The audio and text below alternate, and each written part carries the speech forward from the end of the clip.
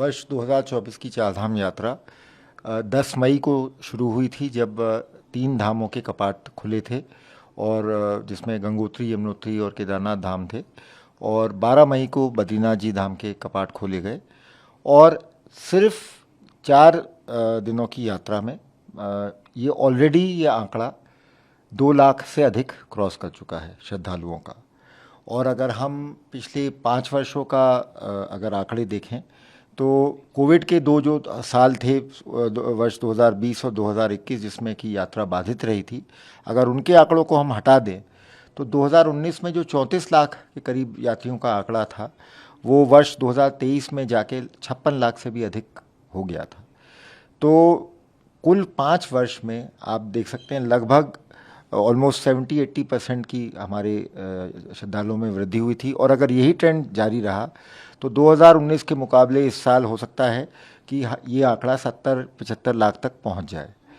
तो निश्चित रूप से ये एक बहुत अनप्रेसिडेंटेड मतलब नंबर है।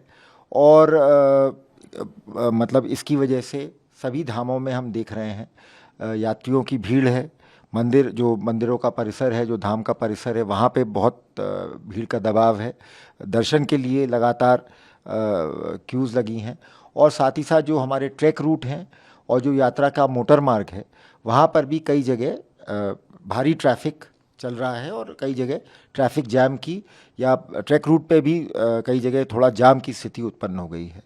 तो ये मतलब अप्रत्याशित है। और हम लोग इसमें राज्य सरकार के सभी विभाग, जिसमें मैं कहूँगा मुख्य रूप से जो यात्रा रूट पे पड़ने वाले सभी ज़िलों के जो सिविल एडमिनिस्ट्रेशन है, लोकल पुलिस है और पर्यटन विभाग, बाकी सारे विभाग इसमें मतलब काफ़ी कोऑर्डिनेशन के साथ काम करके इसको हम लोग रेगुलेट करने की कोशिश कर रहे हैं।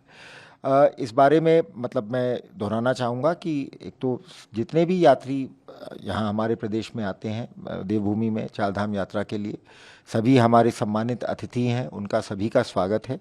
लेकिन जिस संख्या में इस साल यात्री आ रहे हैं, तो हम एक तो यही उनको अपील करना चाहेंगे कि भीड़ को देखते हुए थोड़ा सा उनको धैर्य और संयम बरतने की कोशिश करनी होगी।